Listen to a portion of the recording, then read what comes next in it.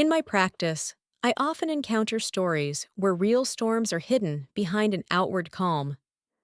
Recently, an elderly woman came to see me. At first glance, she looked confident, but as soon as she started talking, I saw tears in her eyes. Her speech was disjointed, but behind every word, I could sense the weight she had been carrying for many years. Today, I want to share her confession with you. It is a story of pain, but also of the strength to move forward. Here is what she told me. My name is Meredith Claiborne, and I am 67 years old. For the past 5 years, I have lived alone in a small house on Maple Street in Hazleton, Pennsylvania. Our town is located in a picturesque valley surrounded by low hills covered with dense forests. The population here is less than 8,000, and everyone knows each other, which can sometimes be a blessing and sometimes a curse. Before retiring, I worked as a municipal court judge for 30 years, hearing minor civil cases and administrative violations. My career began at a time when female judges had to prove their competence every day. I was proud to have earned the respect of my colleagues and fellow citizens through fair decisions and integrity. I never compromised my conscience, even if it could cause trouble. My husband Robert died of a heart attack 5 years ago, when I was 62. He worked as an engineer for a local construction company, and we had been married for 38 years. Robert was a quiet and reliable man, a wonderful father and husband. After his death, it took me a long time to get used to the silence in the house, to the fact that there was no one to tell about the events of the day, no one to discuss the news or plans for the weekend with. We have one daughter, Cordelia, who is 42 years old. I also have a younger brother, Wesley, who is 64. Cordelia studied law at the State University, returned to her hometown, and got a job at a small law firm called Harrison and Partners. She specializes in family law and real estate, and her clients respect her for her professionalism and honesty. 8 years ago, Cordelia married Trent McCormick, who works as a firefighter for the local department. Trent is from a neighboring town and moved to Hazleton after the wedding. He is an open and kind person with a good sense of humor, and I have always believed that my daughter made the right choice. Wesley, my younger brother, is a veterinarian and lives in a neighboring county, about 40 minutes away from us. He has never been married and says that his calling is to treat animals and that he doesn't have enough time for a family. Wesley visits me less often than I would like, but we talk on the phone regularly, and he is always ready to help if I need anything. After my husband's death, I got used to being alone, although my daughter visits me almost every week, and I have a good relationship with Trent. He often helps me around the house, fixing things, moving heavy objects, clearing snow from the driveway in winter. Sometimes the three of us have dinner at my house or go to a local restaurant. I was happy to see how happy they were together, how they cared for each other. My house is small, 2 stories, built in the 1950s. On the first floor is the living room, kitchen, and a small study where Robert used to work on his drawings, and now I read and do crossword puzzles. On the second floor are 2 bedrooms and a bathroom. The house is surrounded by a small garden where I grow roses and vegetables. I have good neighbors, the Jenkins, an elderly couple on the left, and the Rodriguez, a young family on the right. On that Thursday in October, I woke up as usual at 7 in the morning. It's a habit I've had for many years, getting up early even in retirement. I had oatmeal with berries for breakfast, drank coffee, and read the local newspaper. The weather promised to be good. Cool but sunny, with a temperature of about 5 degrees Celsius. Perfect autumn weather for a walk around town. Around 10 in the morning, I made a shopping list and decided to go downtown. I needed to stop by Miller's Pharmacy for my blood pressure medication, buy groceries at the supermarket, and pick up a package of books I had ordered online at the post office. 3 new detective novels by my favorite authors. I'm a big fan of good crime stories, perhaps due to professional bias. I got ready without rushing, put on comfortable walking shoes, a dark blue coat, and took a large shopping bag. I checked my wallet for my medication list and credit card. In recent years, I have been trying to be more organized so that I don't forget important things. I left the house around 10:30. My old 2000 Toyota Camry still serves me well, although it sometimes acts up in the cold.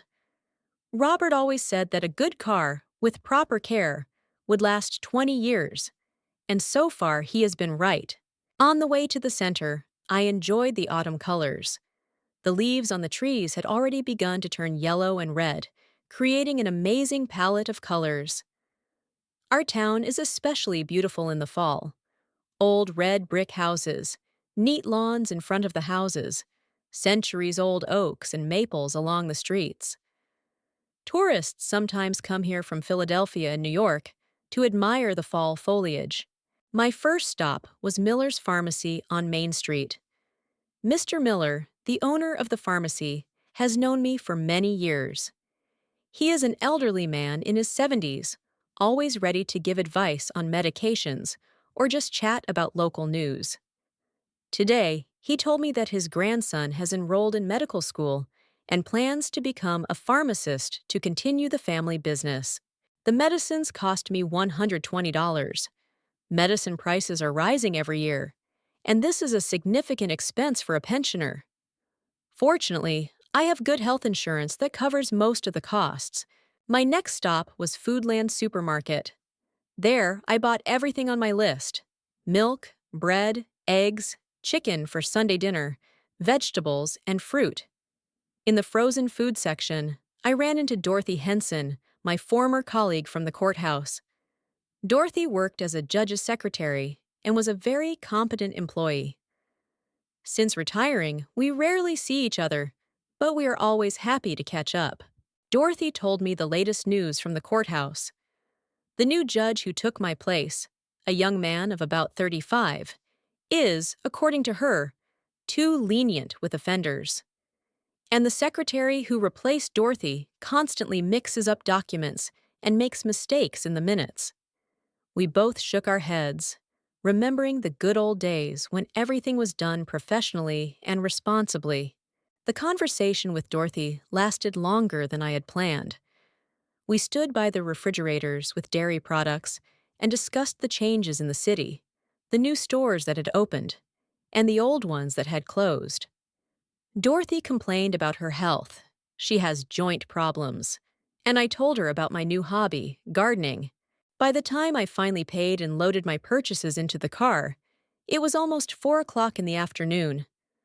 My last stop was to be the post office, and I drove there thinking that I would soon be home and able to make myself a cup of tea and watch the evening news. The post office was located in an old brick building on the corner of Main Street and Church Street. It is one of the oldest buildings in the city, built in the 1920s. Next to it was a small parking lot with space for 12 to 15 cars. It's not usually very crowded there, especially on weekdays after 3 o'clock. As I approached the post office building, I noticed a familiar blue car, a 2007 Honda Civic. I recognized it immediately because I remembered the license plate number and the small dent on the rear bumper that appeared 2 years ago after a minor collision in a supermarket parking lot. It was my daughter, Cordelia's car. I was surprised to see it there. Cordelia usually has a lot of work at the office on Thursdays. She often told me that Thursday is the busiest day of the week because many clients want to finish their business before the weekend. In addition, she usually lets me know if she plans to go downtown, especially if there is a chance we might run into each other. I parked 2 spots away from her car and was about to get out when I noticed someone sitting in the Honda. Looking closer, I saw that there were 2 people in the car. A man I didn't know was sitting in the driver's seat, and my daughter was in the passenger seat. They were sitting very close to each other, practically hugging. At first, I thought that maybe Cordelia was giving someone a ride, or that they were discussing some business matter. But when I looked more closely at their poses and facial expressions, it became clear that something completely different was going on. Cordelia and this unfamiliar man were kissing. They were kissing passionately, intimately, forgetting about everything else in the world. His hand was on her neck, his fingers tangled in her dark hair. Her hands clutched the lapels of his jacket, pulling him closer. This was not a friendly kiss, not a casual gesture. It was intimacy between people who knew each other very well and had strong feelings for each other. I sat in my car, holding the steering wheel, and couldn't believe my eyes. My daughter, who had been married for 8 years, who had always seemed to me to be a model of decency and fidelity, was kissing some man in broad daylight in the parking lot near the post office. In our small town, where everyone knows each other and gossip spreads at the speed of light, my heart was pounding, my mouth was dry. My hands began to shake, and I gripped the steering wheel tighter to calm myself. In all my life, in all my years as a judge, when I have seen many human weaknesses and vices, I have never experienced such a shock. It is one thing to hear cases of divorce and infidelity involving other people, and quite another to encounter it in your own family. The man looked about 45, maybe a little older. He had dark, slightly graying hair, neatly trimmed. He was well-dressed, white shirt, dark blue jacket, and looked like a successful businessman or professional. I couldn't really see his face from my angle, but it was clear that it wasn't Trent. My brother-in-law is a large man with broad shoulders and blonde hair, while this man was slimmer, more elegant, and had a completely different hair color. I knew I had to leave immediately without attracting attention. The last thing I wanted at that moment was to make a scene right there in the parking lot, or be seen by my daughter in such a compromising situation. I needed time to think about what was happening and decide what to do next. Slowly, trying not to slam the door or attract attention, I started the car and carefully drove out of the parking lot. In the rearview mirror, I could see that they were still absorbed in each other and hadn't noticed my presence. I could pick up the package tomorrow or Monday. It didn't matter at all right now. The drive home seemed to take forever, even though it was only a 5-minute drive from the post office to my house.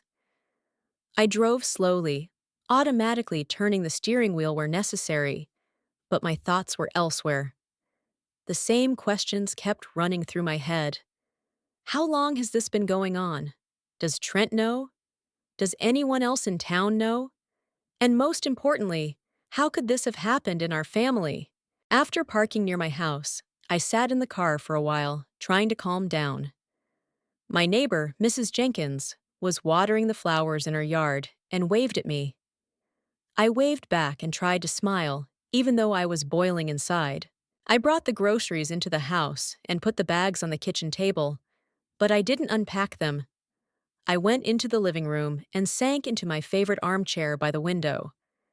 My hands were still shaking, so I folded them in my lap, trying to pull myself together. Throughout my career as a judge, I have seen many human vices and weaknesses.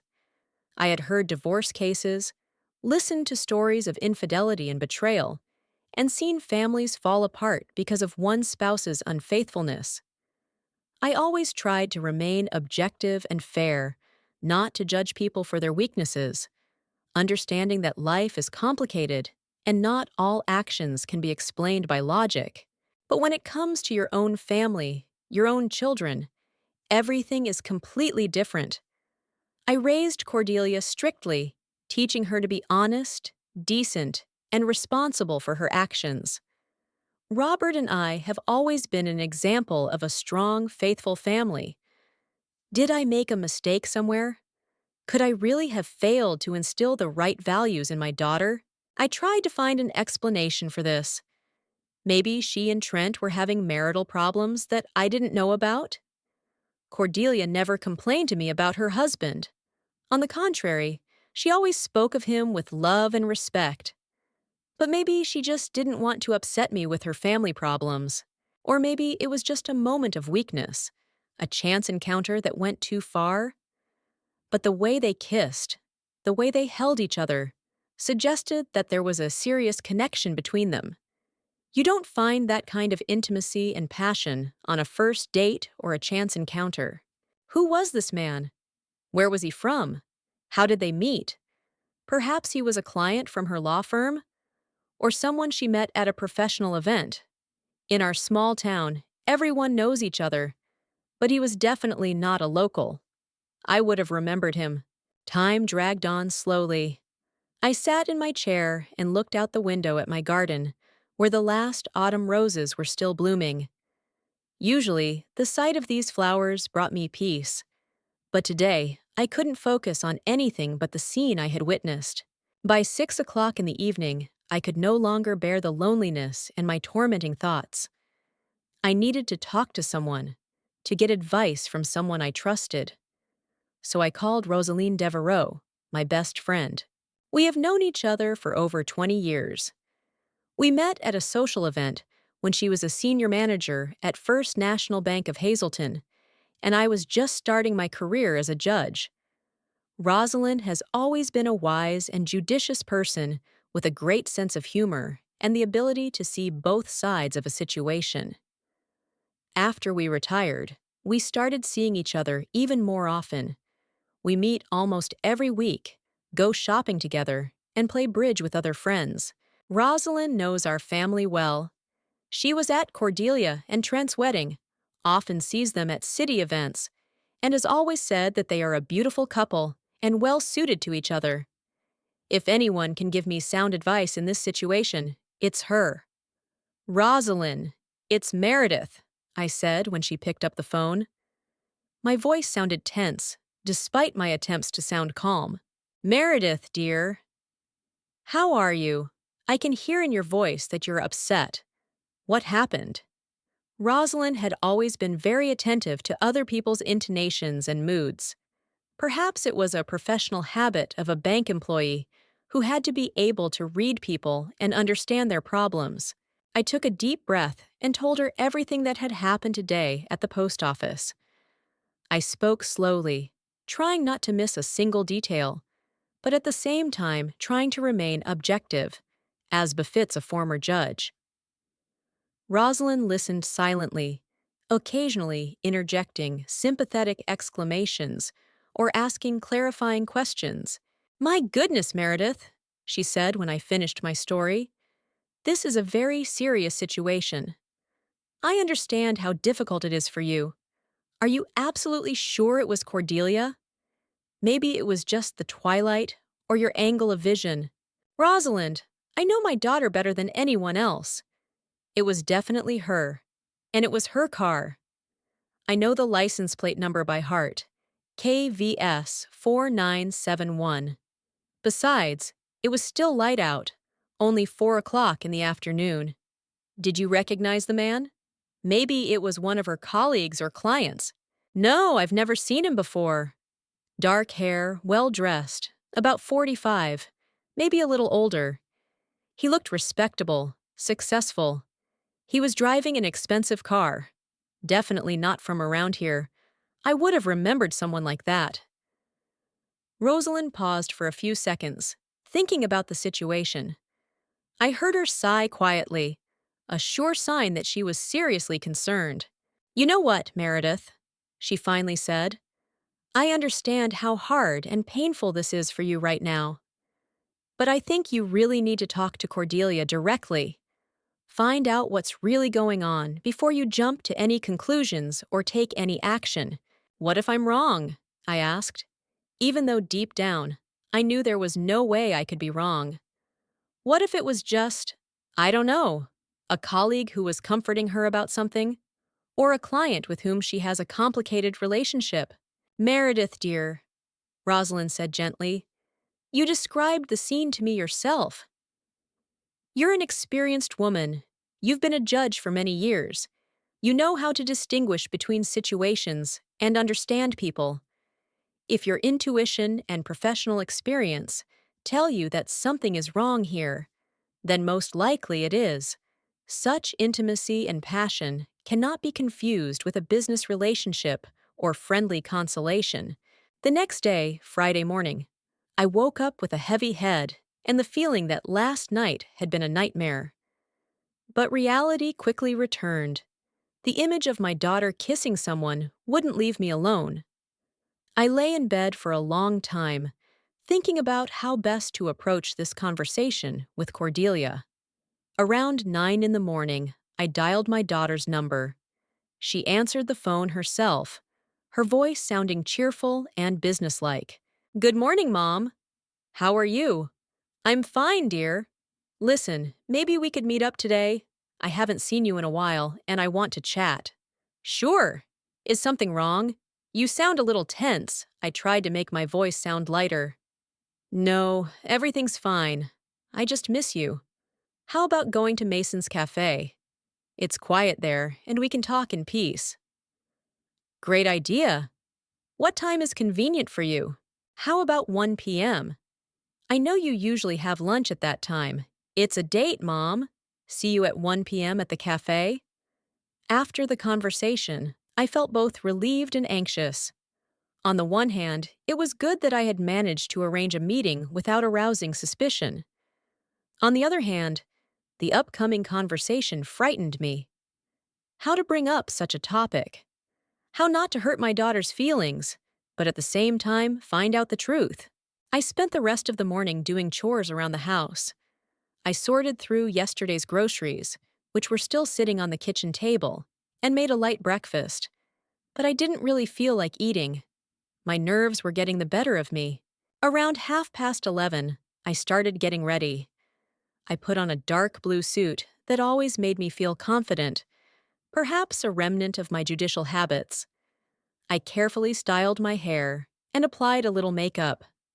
I wanted to look calm and collected, so that my daughter wouldn't suspect how nervous I was. Mason's Cafe was located in the city center, in an old Victorian house that had been converted into a restaurant many years ago. The owner, Frank Mason, had returned to his hometown after serving in the Army and opened this establishment. The cafe was popular with locals. It served good home-style food, the coffee was excellent, and the atmosphere was conducive to quiet conversation. I arrived 5 minutes early and chose a table in the far corner of the room, away from the other patrons. At this time of day, the cafe was not very crowded. There were a few elderly couples and a group of middle-aged women who, judging by their lively conversation, were discussing the affairs of the local charity committee. Cordelia arrived right on time. She was dressed in a gray business suit. Her hair was pulled back into a neat bun, and she was carrying a folder with documents. It was clear that she had come straight from work and was probably planning to return there after our meeting. "Hi, Mom." She kissed me on the cheek and sat down opposite me. "I'm so glad we could meet. I've been so busy with work that I can't even remember the last time I had a proper lunch." A young waitress I didn't know came over to take our order. Cordelia ordered a Caesar salad and coffee, and I just had tea with lemon. I still didn't feel like eating. "How's work?" I asked, trying to start a conversation from a distance. "Very busy. We have several big real estate deals right now, plus 2 divorces. You know how it is. People can't agree peacefully, and everything has to be decided in court." The mention of divorces seemed like an ominous sign to me. I wonder if my daughter is projecting her own problems onto her work. "How's Trent?" "I haven't seen him in a while." "He's doing well. It's his birthday next week, by the way. We're thinking about how to celebrate. We'll probably invite a few friends over. Nothing special." Cordelia's face didn't show anything suspicious when she talked about her husband. She looked calm, even a little tired, but not guilty or tense, as I had expected. Our order arrived. Cordelia tucked into her salad with gusto, chatting about things at the office. I took small sips of tea and waited for the right moment to bring up the subject I wanted to discuss. "Cordelia," I finally said, I want to talk to you about something important. She looked up from her plate and looked at me intently. What's wrong, Mom? You've been acting strange since this morning. Yesterday I was downtown shopping, and near the post office, I saw you with a man, in a car. Cordelia's face changed instantly. The color drained from her cheeks, and she put down her fork. What? What do you mean? Cordelia, I saw you kissing. It wasn't a friendly kiss. There was a heavy pause. My daughter looked at me with wide eyes, clearly trying to think of something to say. Then she looked down at her plate. I don't know what you're talking about, Mom. Maybe you imagined it. Cordelia, please don't lie to me. I know you well, and I know exactly what I saw. It was your car, your license plate, and a man I don't know. Cordelia was silent, twisting the napkin in her hands. I could see her struggling with herself, trying to decide whether to confess or continue to deny it. Mom, it's not what you think. Then what is it, Cordelia? Explain it to me. She looked up, and I saw tears in her eyes. He's a client. We have a difficult case. He's going through a divorce. Yesterday was a particularly hard day for him, and I was trying to support him. Cordelia, I wasn't born yesterday. What I saw was not professional support. It was intimacy between a man and a woman. My daughter suddenly stood up abruptly from the table. I need to use the restroom. She left, leaving me alone with my thoughts. I understood that she was trying to buy time, to gather her thoughts. Perhaps she was considering whether to tell the truth or to insist on her version of events. Cordelia returned in about 5 minutes. Her eyes were red. It was clear she had been crying. She sat down and was silent for a long time. Mom, she finally said in a quiet voice, I'm sorry. My heart sank. So my suspicions had been confirmed. Tell me everything, dear. His name is David Carter. He's a lawyer from Scranton, and we met at a family law seminar 3 months ago. At first, we just talked about work and exchanged experiences. And then it just happened. Cordelia spoke without looking up, her voice trembling. I didn't plan this, Mom. I didn't want to betray anyone, but he understands me. We can talk for hours. Trent and I have a good relationship, but he's a simple man, and sometimes we don't find common topics to talk about. Cordelia, do you understand what you're doing? You're cheating on your husband, who loves you and trusts you. I know, Mom. I know, she sobbed. I suffer from it every day, but I can't stop. When I'm with David, I feel alive, interesting, desired. What will happen to your marriage? To Trent? I don't know. Honestly, I don't know. I don't want to lose him. He's a good man. But I can't give up David either. I took my daughter's trembling hand in mine. Cordelia, listen to me carefully. What you're doing will come out sooner or later. It's impossible to keep things like this hidden for long in our town. And then everyone will suffer.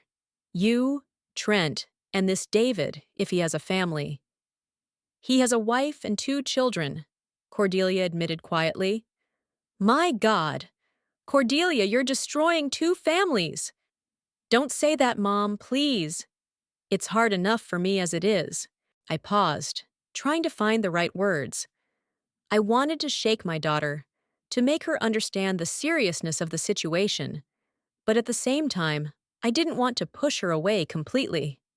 Cordelia, what do you plan to do next? She wiped her eyes with a napkin. I'll break up with him, Mom. I swear to you, yesterday was the last time. I won't see him anymore. Are you sure you can do that? I have to. I have no choice. I don't want to lose Trent. I don't want to ruin my life. Will he agree? This David guy? He'll have to. We both know this is crazy. Sooner or later, we'll be found out, and then we'll lose everything. We sat in the cafe for another half hour. Cordelia told me a little more about her relationship with David, how they met, what they talked about, how their feelings developed. I listened, trying not to judge, even though I was boiling inside. My daughter, whom I considered a paragon of virtue, had gotten involved in a sordid affair with a married man. At the same time, I could see that she was genuinely suffering. This wasn't a frivolous fling for fun. Cordelia had real feelings for this man, and the breakup was hard on her. "Mom, please don't tell anyone about this," she asked as we were about to part ways. "Especially Trent. I'll figure it out myself." "Okay, dear. But remember, I'll be watching to see if you keep your promise." We parted ways at the cafe. Cordelia drove back to the office, and I went home with a heavy heart. On the one hand, I was glad that my daughter had confessed and promised to end the relationship. On the other hand, I doubted whether she would have the willpower to keep her promise. The following week passed in anxious anticipation. I called Cordelia several times, under various pretexts, trying to gauge how she was doing from her voice. She sounded sad but calm, and I hoped she was really keeping her promise. On Wednesday, Cordelia called me herself and invited me to Trent's birthday party, which was being celebrated on Saturday. "Mom, come over at 6 in the evening. There will be about 10 people, Trent's colleagues from the fire department with their wives, and a couple of our mutual friends. Nothing special, just sitting around and having dinner."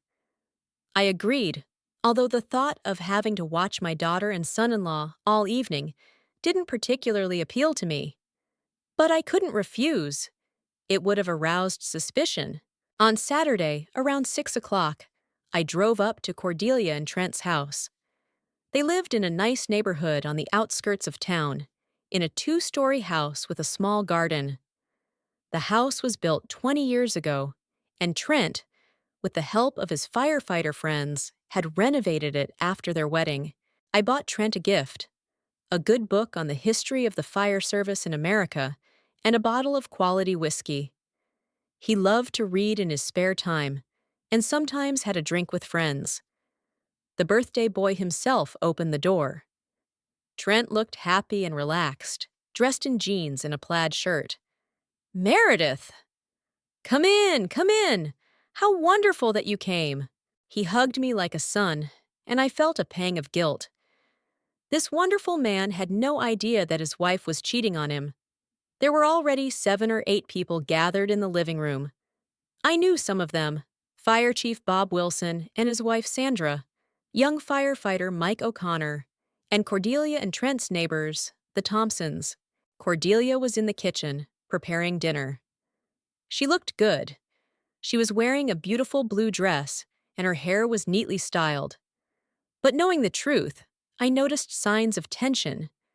Too much makeup to hide her paleness, a slightly forced smile. "Hi, Mom." She kissed me on the cheek. "Please help me carry the salads out." We carried the dishes to the dining room. Cordelia was a good cook.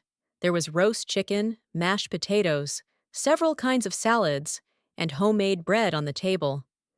The conversation at dinner was lively. The firefighters told funny stories from their work, and the women discussed their children and household chores. Trent was the center of attention, enjoying his gifts and joking with his friends. I watched him and saw how genuinely happy he was. From time to time, he would look lovingly at his wife, put his hand on her shoulder, and kiss her on the temple. It was obvious that he truly loved Cordelia and had no idea about her infidelity. Cordelia held her own, playing the role of a caring wife. But I noticed how she flinched at her husband's unexpected touches, how she tried not to meet his gaze for too long. Apparently, her guilt was tormenting her. After the main course, Cordelia brought out a cake, a large chocolate cake, which she said she had ordered from the best bakery in town. The cake had "Happy Birthday, Trent" written on it, and candles in the shape of the numbers 4 and 4. When everyone sang Happy Birthday, and Trent blew out the candles, Cordelia suddenly stood up and tapped her spoon on her glass. Friends, I have another gift for Trent. A special gift. Everyone fell silent and looked at her. Trent raised his eyebrows, clearly surprised. Darling, Cordelia said, looking at her husband, you're going to be a dad soon. There was a moment of absolute silence. Then Trent jumped up from his chair. What? Really? We're going to be parents? Yes, Cordelia smiled. And for the first time that evening, the smile seemed sincere to me. Trent hugged his wife, spun her around, and kissed her on the lips and cheeks. The other guests burst into applause and congratulations. Sandra Wilson even cried with emotion. And I sat there, stunned. Cordelia was pregnant. And immediately, a terrible question popped into my head. Who was the father? Her husband or her lover? I did the math in my head. They had met this David 3 months ago, and a week ago I had seen them kissing. When exactly had they become intimate? And had they used protection? The rest of the evening passed in a blur. Guests congratulated the parents-to-be, discussed names for the baby, and shared their experiences of raising children. Trent was beaming with happiness, talking about how long he had dreamed of having a child and what kind of nursery they would set up. Cordelia accepted the congratulations, but I could see that her mask of joy hid anxiety. Could it be that she herself didn't know who the child's father was? I was one of the first to leave, citing fatigue. As we said goodbye, Trent hugged me again. Meredith, you're going to be a grandmother soon. Can you imagine how wonderful that is? Yes, Trent, it's wonderful, I said, forcing a smile. Cordelia walked me to my car. Mom, I can see what you're thinking. But trust me, everything will be fine. Cordelia, tell me honestly, do you know who the father of this child is? She paused for a second, then said firmly, Trent. Trent is the father, but I saw doubt in her eyes. The next few months passed agonizingly slowly. Every day I woke up with the same anxious thoughts. Whose child would my daughter be having? And every day I watched Trent prepare to become a father, unaware that he might be raising someone else's child. During this time, I saw Cordelia and Trent many times. They visited me regularly. We met for family dinners on Sundays and went shopping together for the future baby. Trent was on cloud 9. He furnished the nursery, painted the walls a soft yellow, assembled the crib, and bought a stroller. He talked about how he would teach the child to ride a bike, play baseball, and read before bed. Cordelia remained calm, playing the role of a happy mother-to-be. But knowing the truth about her past relationship, I watched her closely and noticed signs of hidden anxiety. She became more withdrawn, smiled less often, and sometimes caught my eye and quickly looked away. Several times, I tried to carefully bring up the man I had seen her with at the post office. I asked if the client with whom she had a complicated relationship was calling her. Cordelia replied briefly that she no longer worked with him or communicated with him, and that was the end of the conversation. But I still had my doubts. What if she was lying? What if the relationship was still going on, only now they were being more careful? Several times, I deliberately drove past the post office at different times of the day, looking for the familiar blue car or the man's dark gray car. But I didn't see anyone else. Rosalind, the only one who knew about my suspicions, regularly asked about the situation. We met at our usual tea parties, and she always asked how Cordelia was doing and if there were any new signs of trouble. Meredith, she said, maybe you're thinking too much about it. Cordelia admitted her mistake to you, promised to make amends, and kept her word. Maybe it's time to forgive and forget. Rosalind, I can't forget. Every time I look at Trent, I think about the fact that he might be raising someone else's child. It's not fair to him. But what can you do? If Cordelia doesn't want to tell the truth, you can't make her. These conversations with my friend did not bring me any relief. On the contrary, I felt even more alone in my doubts and anxieties. By the 7th month of Cordelia's pregnancy, I could no longer bear the uncertainty. The thought that the child might be from her lover haunted me. I slept poorly, was constantly nervous, and even started taking mild sedatives prescribed by our family doctor. One June morning, with about 2 months to go before the expected delivery, I decided to have a frank conversation with my daughter. I could no longer remain silent, watching this deception unfold. I called Cordelia around 10 in the morning. She was at home. She had taken time off work during the last weeks of her pregnancy and rarely left the house. Cordelia, it's Mom. Can I come over? I want to bring you some fruit I bought at the market. Of course, Mom. Trent isn't home until this evening. He's working. I'll be happy to see you. I packed a basket with peaches and plums. I had indeed bought them the day before at the farmer's market, and drove to my daughter's house.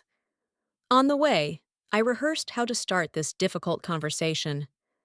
Cordelia opened the door in her bathrobe. Her belly was already very large. She looked tired, with dark circles under her eyes.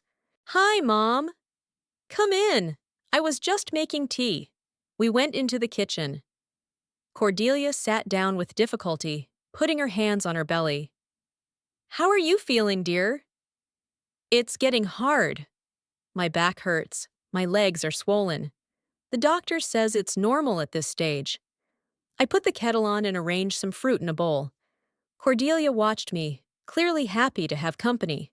Cordelia, I began as we sat down to drink our tea, I want to talk to you about something serious. What is it, Mom? About your baby. About who the father is. My daughter's face instantly tensed up. Mom, we've already discussed this.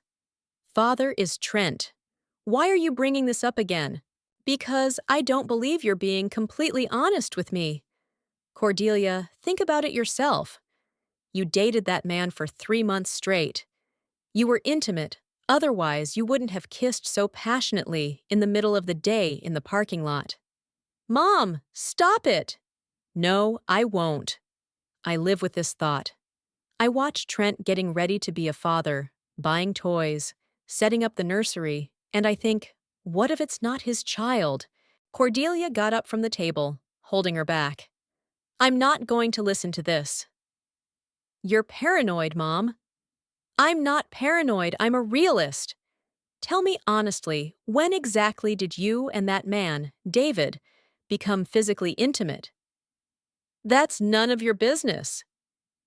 It's very much my business. I'm your mother and your future grandmother. I have a right to know the truth. Cordelia paced around the kitchen, clearly trying to calm herself down. Then she turned to me. Fine. If you want to know so badly, yes, we were intimate. But it was only a few times, and I know for sure that I got pregnant from Trent. How can you know that? Are you a doctor? Can you determine exactly when conception occurred? Mom, you're being awful. Why can't you just be happy that you're going to have a grandson or granddaughter? Because I can't stand by and watch a good man be deceived. Trent deserves to know the truth. If there's even the slightest chance that the child isn't his, he needs to know. Cordelia sat back down and covered her face with her hands. Mom, I beg you, don't do this. Don't destroy my family. I'm not destroying your family, Cordelia. You destroyed it yourself when you cheated on your husband. It was a mistake. I regret it every day. Regret is good, but it's not enough. You have to tell Trent the truth before the baby is born. Give him the opportunity to decide for himself what to do. What if he leaves me? That's his right. But he also has the right to know what's going on in his own family. Cordelia was silent for a long time, then looked up at me with tears in her eyes. Ah, Mom, I can't do that. I can't risk losing Trent. I love him. If you love him, you have to be honest with him. No, I won't tell him anything. And you can't either. Her voice became harsh and determined. I realized that I would not be able to change her mind. Cordelia, think about the child. He has a right to know who his real father is. His real father is Trent, the one who will raise him, love him, and educate him. Biology does not always determine fatherhood. But Trent should know about this biology. It's his choice whether to raise someone else's child or not.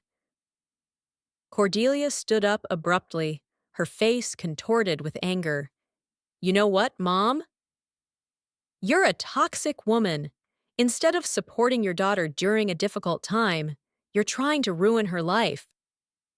Cordelia! No, not Cordelia.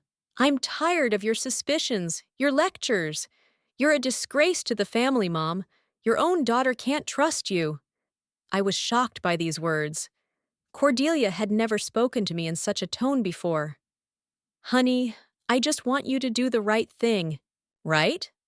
In your opinion, is it right to destroy a happy family on the eve of the birth of a child? Do you want to deprive my child of a father? I want everyone to know the truth. No one needs your truth. Get out of my house. Cordelia, please calm down. Think about your condition. Get out. And don't come back until you apologize for your behavior. Cordelia pointed to the door. There was a fury in her eyes that I had never seen before. I silently gathered my bag and headed for the exit. At the door, I turned around. Cordelia, I still love you, and I always will, no matter what happens. Prove your love by leaving us alone. The door slammed behind me with a loud bang. I cried all the way home. Had I really done the wrong thing? Maybe Rosaline was right, and I should have just kept quiet and forgotten about my suspicions. But every time I thought about Trent, about how he was preparing to become a father, I realized I couldn't keep quiet. He had a right to know the truth, no matter how painful it was. For the next 2 weeks, I didn't hear a word from Cordelia. She didn't call. She didn't answer my calls. I drove past their house several times and saw Trent's car in the driveway, but I didn't dare go in. Rosalind tried to calm me down. Meredith, give her time. She's pregnant. Her nerves are on edge. Everything will be fine after the baby is born. But I knew that my daughter was seriously upset with me, and I didn't know how to fix the situation without compromising my principles. On the third Thursday in July, around 8 in the evening, Trent called me. Meredith, she's in labor. We're on our way to the hospital. His voice trembled with excitement and fear. Trent, how is Cordelia? Is everything okay? So far, yes. The contractions are regular, and the doctor said that labor has started. I'm so nervous. Everything will be fine, dear. Cordelia is a strong woman. Call me as soon as the baby is born. I will. Will you come to the hospital right away? I paused for a second. After our argument with our daughter, I wasn't sure I would be a welcome guest. We'll see, Trent. Let Cordelia rest after the birth first. The labor lasted all night. Around 6 in the morning, Trent called, his voice hoarse with fatigue but happy. Meredith! We have a daughter. She's beautiful. 4 kilograms, 200 grams. Cordelia did great. She handled it perfectly. Congratulations, Trent! What are you going to name her? Emily. Emily Rose McCormick. Meredith, she's so beautiful. She's the spitting image of Cordelia as a child. Interesting, I thought. Does she really look like Cordelia? Or is Trent just seeing what he wants to see? When can I come and see the baby? I think this afternoon. Cordelia is resting now, but she should wake up in the evening. I arrived at the hospital around 4 o'clock in the afternoon. I bought a bouquet of flowers for my daughter and a little pink toy for my granddaughter. My heart was pounding with excitement. I was finally going to see the baby and maybe find out who she looked like. Trent was in the room, holding a tiny bundle wrapped in a pink blanket. Cordelia was lying in bed, looking pale and tired, but calm. "Mom!" she said when she saw me at the door. There was no joy in her voice, more surprise, and a certain wariness. "Hello, dear. Congratulations on your daughter." I walked over to the bed and placed the flowers on the nightstand. "Trent, show me Emily." He carefully handed me the baby. I took my granddaughter in my arms and looked closely at her face. The baby was really beautiful. Rosy cheeks, dark hair, a small snub nose. But it was hard to say who she looked like. All newborns look pretty much the same, and it's almost impossible to determine the resemblance to either parent. "She's beautiful," I said, returning the baby to Trent. "Isn't she?" He beamed with pride. "I think she'll have her mother's eyes." Cordelia watched us silently. When our eyes met, I saw a warning in her eyes. "Don't bring up the old topic." I stayed in the room for about half an hour. The conversation was tense, and we only discussed neutral topics: the baby's health, plans for discharge, setting up the nursery at home. When I was about to leave, Cordelia asked Trent to step out for a few minutes, saying she wanted to talk to me alone. "Mom," she said when we were alone, "I want you to know. What happened between us 2 weeks ago changed a lot of things." "Cordelia, I didn't mean to hurt you." "Yeah, it doesn't matter what you wanted." "What matters is what you did. You tried to destroy my family on the eve of the birth of my child. I just wanted everyone to know the truth." "Your version of the truth almost gave me a nervous breakdown." "Because of you, I went into premature labor that day." "I didn't know that. So our conversation really did have a big impact on my daughter." "Cordelia, I'm sorry. I didn't mean to hurt you or the baby." "It's too late for apologies, Mom. I've made a decision. Until you change your attitude toward my family, until you stop suspecting me and coming up with conspiracy theories, I don't want you to have any contact with my daughter." "What do you mean?" "I mean, you won't be able to see Emily. You won't be able to visit us, attend family celebrations, or babysit your granddaughter." It was like a punch in the gut. I didn't expect such a harsh decision. "Cordelia, you can't take away my right to be a grandmother." "I can, and I am." Toxic people should not influence the upbringing of children. "I'm not toxic. I just want to protect the integrity of our family." "Your integrity is destructive, Mom. Until you understand that, we have nothing to talk about." Trent returned to the room with a cup of coffee. "Well, ladies, what were you talking about?" "Mom is leaving," Cordelia said curtly. Trent looked at us in surprise. "Meredith, maybe you'll stay a little longer?" "I wanted to show you the photos I took in the delivery room." "No, Trent, thank you. It's time for me to go." I kissed my daughter on the forehead. She didn't pull away, but she didn't respond to the affection either. I said goodbye to Trent and left the room with a heavy heart. In the hospital corridor, I leaned against the wall and closed my eyes. Was this really the end? Would I never see my granddaughter again?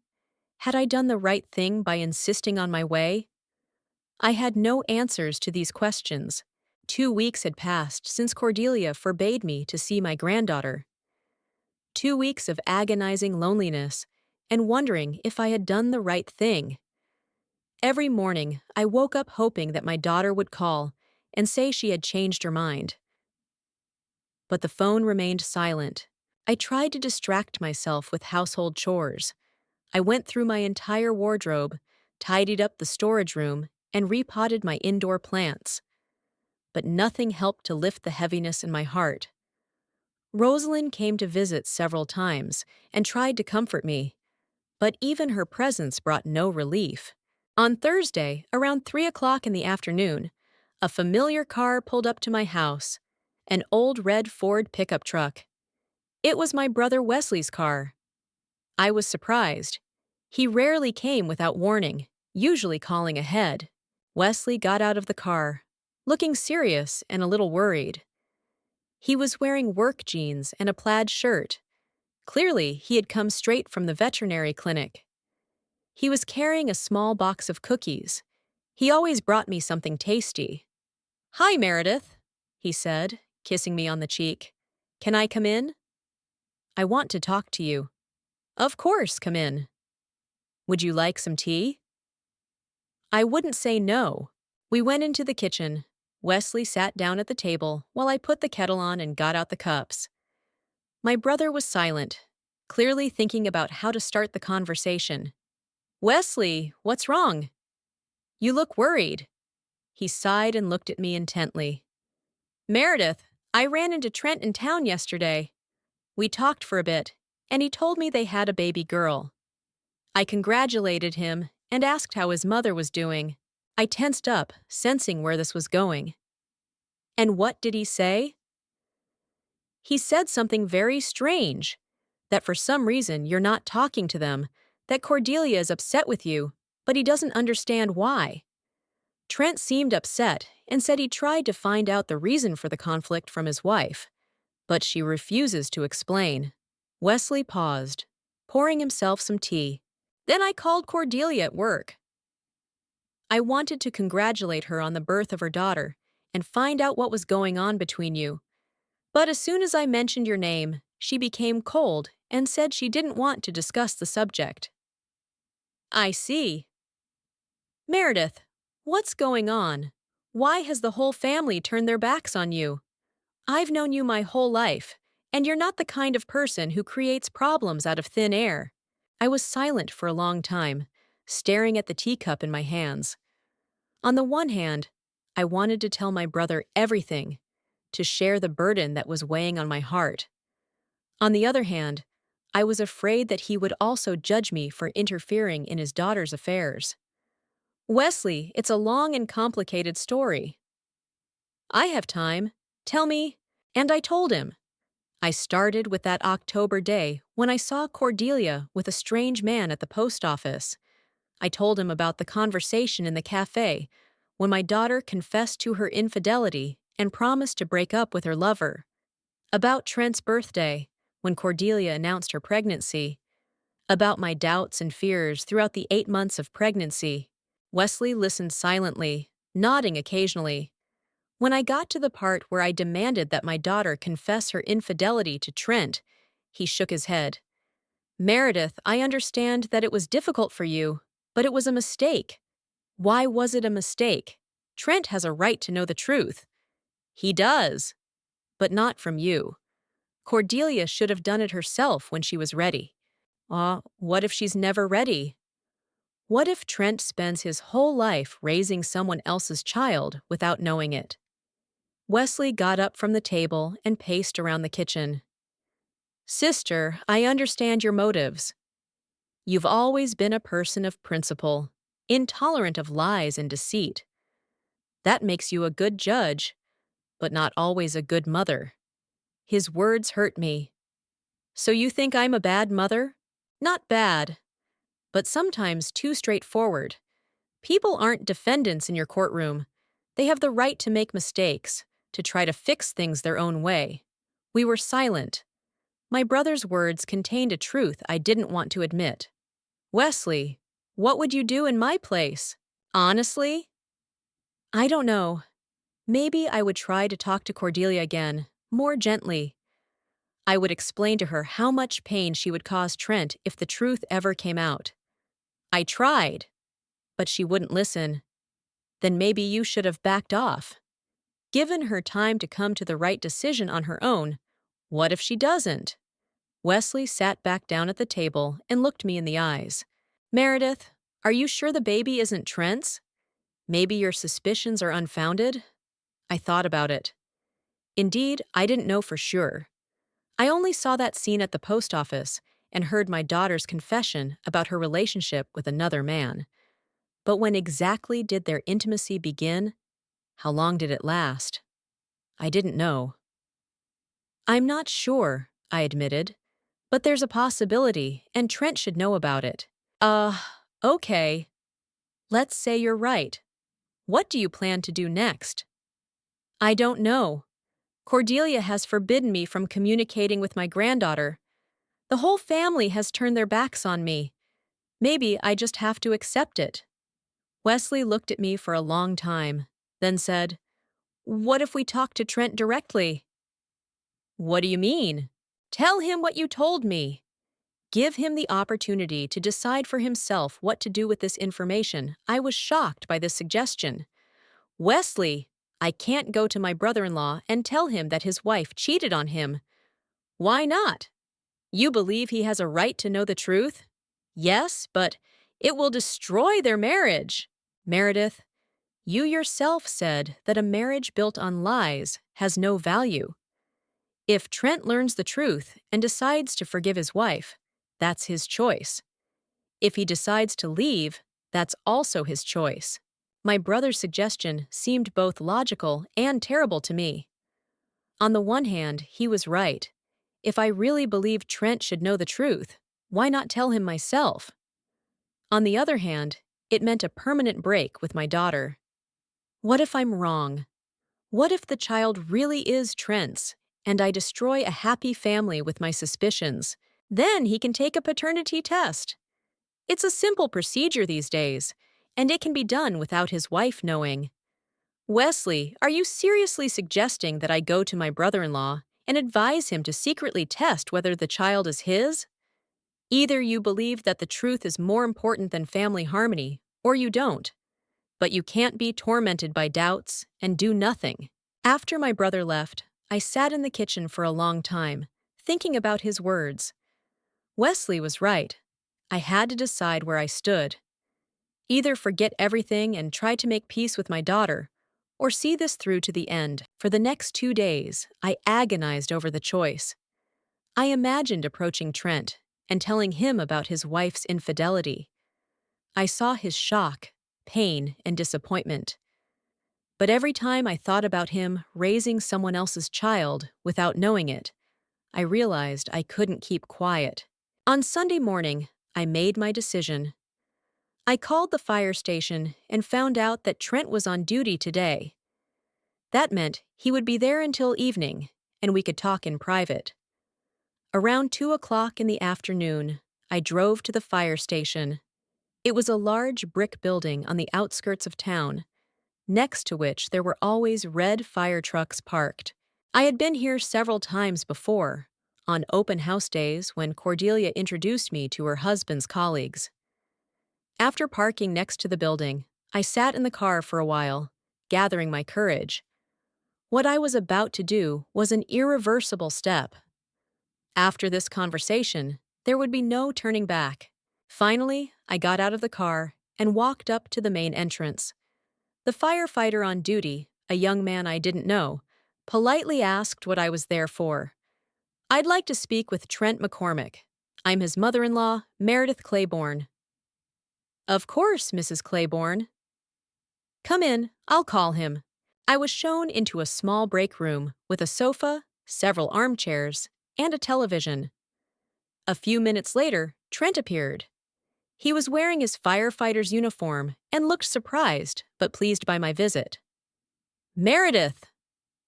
What a pleasant surprise. "How are you? How are you feeling?" He hugged me like a son, and I felt a pang of guilt again. This good man had no idea why I had come. "Trent, I need to talk to you. About something serious." His expression changed. "What's wrong? Is something wrong with Cordelia? Is it Emily?" "No, they're fine. It's something else. Please sit down." We sat down on the sofa. Trent looked at me anxiously, waiting for an explanation. "Trent, you know Cordelia and I had a falling out, right?" "Yes," she told me, but she didn't really explain why. She just said you disagreed on some family matter. "Trent, what I'm about to tell you will be shocking, but I think you have a right to know the truth." He tensed up, apparently sensing something bad. "Meredith, you're scaring me." "What are you talking about?" I took a deep breath and began to tell him. About that day in October, when I saw Cordelia with a strange man. About her confession of infidelity. About my doubts regarding Emily's paternity. Trent listened silently, his face gradually turning pale. When I finished, he sat there for a long time without saying a word. Trent, say something. It can't be, he finally said in a hoarse voice. Cordelia couldn't have cheated on me. We love each other, Trent. I understand that this is hard for you to hear. But I saw them with my own eyes. It wasn't a friendly meeting. Maybe you imagined it. Maybe it was just a colleague who… Trent? They were kissing passionately, like lovers. And then Cordelia confessed it to me. He got up from the sofa and began pacing the room. My God. My God. And I thought everything was fine between us. We were planning to have a baby. I was so happy when I found out she was pregnant. Trent, maybe the baby is yours. Cordelia's affair was short, and it's quite possible that Emily is yours. What if she's not? He turned to me with pain in his eyes. What if I've been happy about someone else's child for 2 months? You can do a paternity test. It's a simple procedure now. A test, he repeated like an echo. So I have to secretly take samples from Emily and take them to the lab? Yes. And then you'll know the truth for sure. Trent sat back down on the sofa and covered his face with his hands.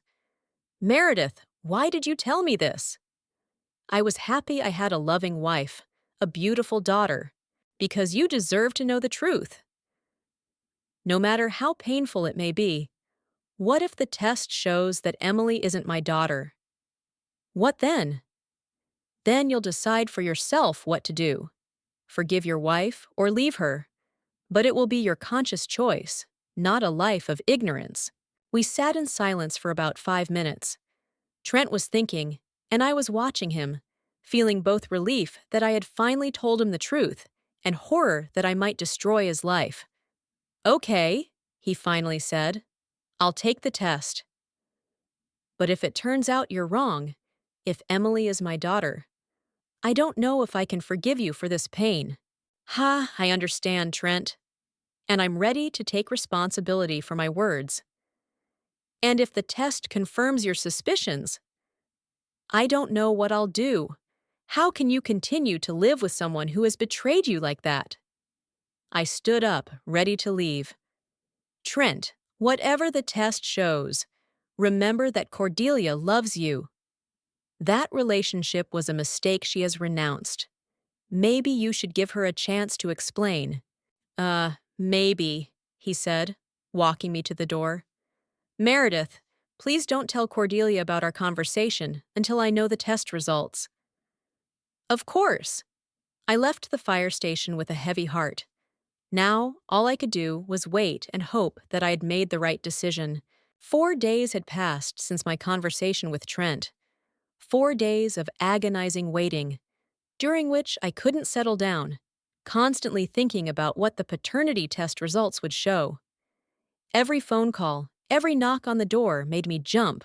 I hardly ate, slept poorly, and endlessly replayed the conversation with my son-in-law in my head. Sometimes I thought I had done the right thing by giving him the opportunity to know the truth. Other times, I blamed myself for destroying my daughter's family, perhaps for nothing. Rosalind came every day, trying to distract me, suggesting we go somewhere or do some gardening. But I couldn't focus on anything except waiting. She saw how I was and was seriously concerned.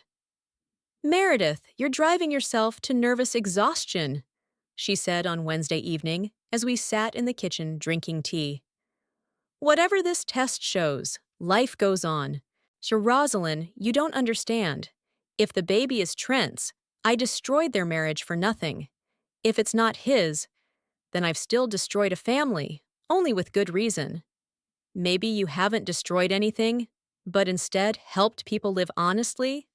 I shook my head. I don't know. I honestly don't know. Maybe some truths are better kept secret. On Thursday morning, I woke up to a loud knock on the door. I glanced at the clock and saw that it was only 8 in the morning. Who could be coming so early? I threw on my robe and hurried to the front door. Cordelia was standing there with little Emily in her arms. My daughter's face was contorted with rage, her eyes red from crying. The child was crying, apparently awakened by her mother's screams. Are you happy now?" Cordelia shouted as soon as I opened the door. "Are you happy that you've ruined my life?" I was taken aback by her outburst. "Cordelia, what happened?" "Come in, let's talk calmly." Calmly? She came into the house but didn't sit down, instead standing in the middle of the living room, holding her crying daughter close. How can I talk calmly when my own mother has betrayed me? "Cordelia, I don't understand." "You don't understand?" "Then I'll explain. Trent left me. Last night he packed his things and left. He said he couldn't look at me anymore after what he found out." My heart sank. So the test confirmed my suspicions. "Honey, please sit down. Let me hold Emily. She's crying." "Don't you dare touch my daughter. You've already done enough damage." Cordelia rocked the baby, trying to calm her down, but the little girl continued to cry, sensing her mother's tension. "Cordelia, tell me what happened." "Don't you know? Didn't you advise Trent to take a paternity test?" I froze. So he told her about our conversation. "How did you find out?" "Trent told me everything. How you came to his work and filled his head with suspicions. How you convinced him to secretly take samples from Emily and bring them to the lab." Cordelia started crying again, but through her tears she continued to shout, "Do you know what the test showed? Do you want to know the result of your interference?" I remained silent, afraid to hear the answer, although I already understood everything from her behavior. Emily is not Trent's daughter. The test showed that the probability of paternity is 0. "You were right, Mom. Congratulations on your victory." She uttered the last words with such bitterness that it physically hurt me. "Cordelia, I didn't want victory. I wanted the truth." "The truth?" "And what did that truth give you?" "My husband left. Emily was left without a father. I was left alone with a child in my arms. That's what your precious truth gave me." Emily cried louder and louder, and I instinctively reached out to my granddaughter. "Cordelia, let me help you." "The child is hungry." "Don't come near her." My daughter stepped back. "After what you did, you have no right to even look at my daughter." "Cordelia, I understand that you're angry." "Angry?" "I hate you. I hate you for destroying my family. I hate you for taking my daughter's father away from her." Those words pierced me like a knife. My own daughter was saying she hated me. "Honey, please calm down. Think about the baby. She's all I think about, and that's why I'm telling you to stay away from us." "You're a toxic woman, Mom. You bring misfortune to everyone around you." "Cordelia, I'm your mother. I love you. Love me?" She laughed bitterly.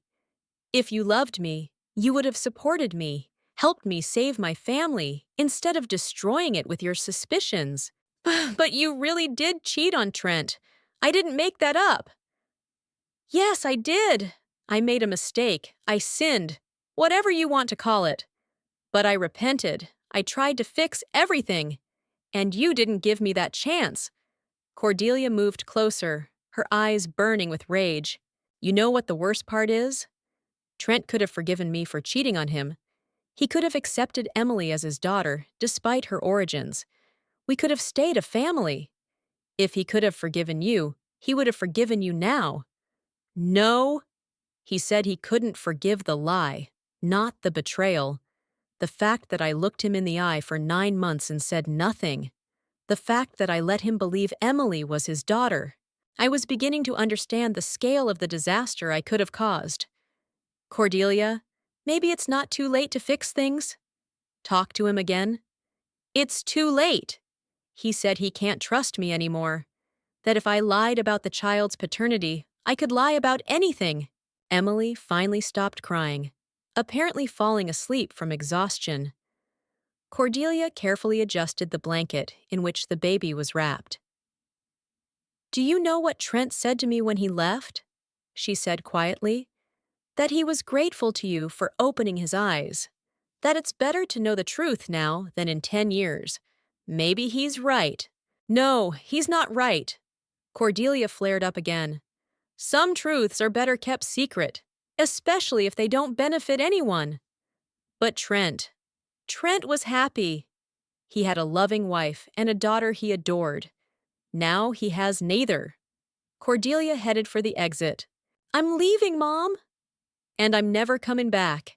You got what you wanted. You destroyed my family in the name of your principles. Cordelia, wait! Let's talk calmly without shouting. She stopped at the door and turned around. You know what's the worst part? Emily will grow up without a father. She'll ask me why other children have fathers, and she doesn't.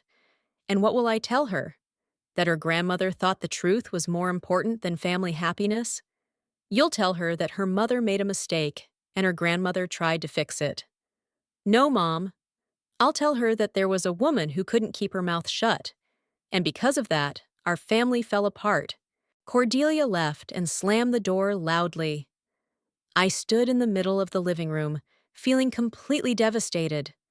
The rest of the day passed in a fog. I sat in the armchair by the window and looked at my garden, but I didn't see anything. My daughter's words, her accusations, her pain, were spinning around in my head. Had I really done the wrong thing? Rosalind came in the evening and found me in the same armchair. Seeing my state, she immediately understood that something serious had happened. Meredith, what's wrong? You look terrible, I told her about Cordelia's visit, the test results, and Trent leaving. Rosalind listened silently, occasionally shaking her head. My God, she said when I finished. What a tragedy! Rosalind, tell me honestly, did I do the right thing?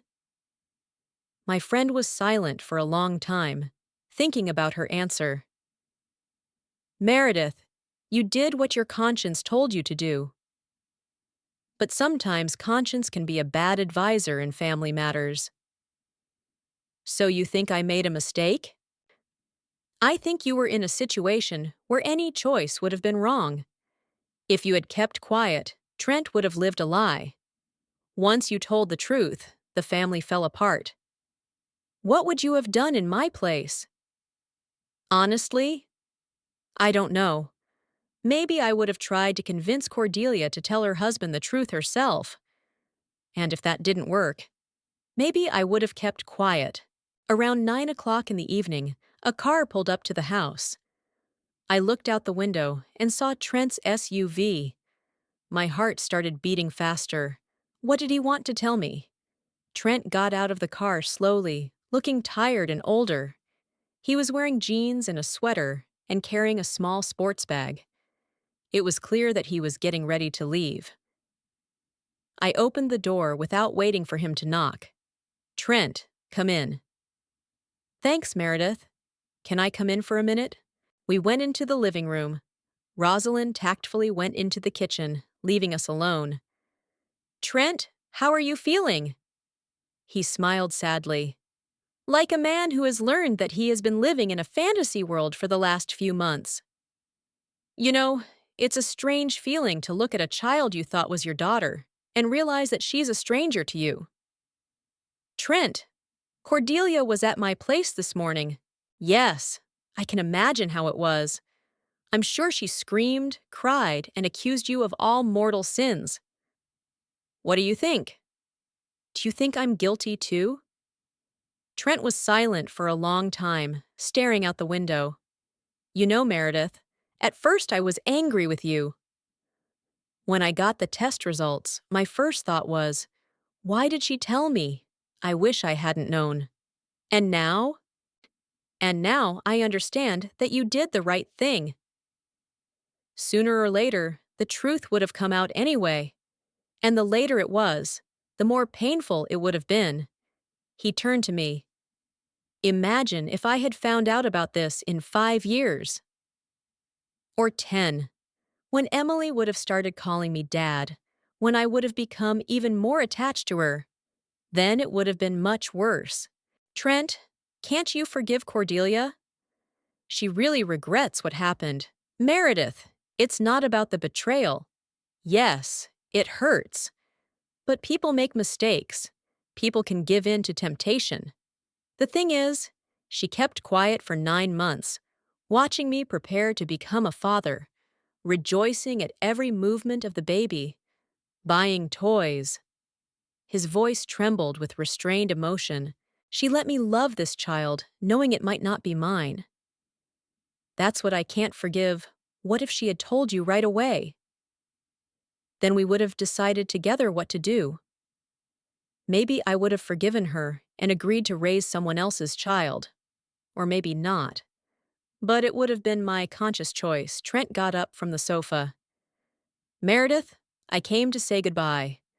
I'm leaving town tomorrow morning forever? I think so.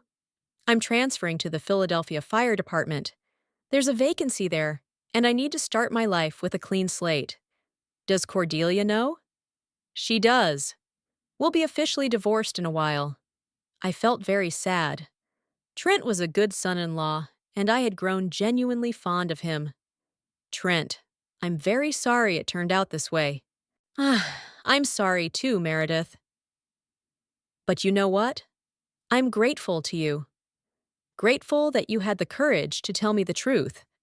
Not every mother would have taken that step. Cordelia doesn't think so. Cordelia is angry and looking for someone to blame.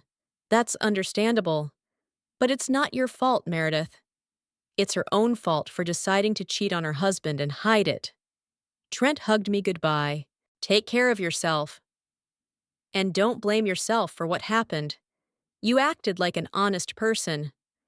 Trent, maybe you could give me your new address. I'll write you letters. Of course. Once I'm settled, I'll be sure to write after he left. I sat in the empty living room for a long time. Rosalind came over and put her hand on my shoulder. Meredith, come on, I'll make you some tea with valerian. You need to calm down and get some sleep.